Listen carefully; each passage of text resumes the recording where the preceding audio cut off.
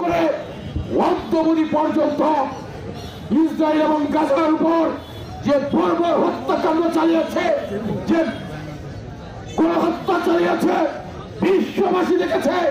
আমরা বিশ্ব জাতিসংঘকে বলতে চাই, আজকের মানবতা কোথায় গিয়ে দাঁড়িয়েছে? আজকের মানবতা লুকিয়ে আছে কোথায়? আজকে বড় বড় তাদের পেটু রাষ্ট্র ক্ষমতা দেওয়া ফল আছে। আজকের চীন কথা বলে না, রাশিয়া কথা বলে না, যুক্তরাষ্ট্র কথা বলে না। যাদের পেটু পাওয়ার আছে, আমেরিকার পেটু পাওয়ার আছে। আমেরিকায় আজকে বিশ্বের মধ্যে সবচেয়ে বড় অন্যায় এবং অত্যাচারকারী তারা ইসরায়েলকে উস্কে দিয়েছে ফিলিস্তিন এবং গাজাকে ধ্বংস করে দেওয়ার জন্য। বলতে চাই, আমাদের শরীরে মুসলমানের রক্ত, আমরা কোনদিন পরাজয় বরণ করতে পারি না।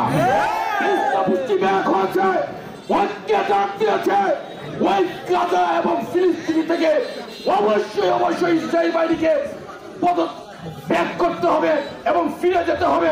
অবিলম্বে বলতে চাই, আজকের অন্তর্বর্তীকালীন সরকারের প্রধান ইউনূস সাহেব, আপনি জাতিসংঘকে স্পষ্ট ভাষায় বলে দেন, বাংলাদেশের বিরুদ্ধে নিন্দা জানাই, গণহত্যার বিচার চাই, ফিলিস্তিন এবং গাজা থেকে ইসরায়েল বাহিনীর প্রত্যাহার চাই।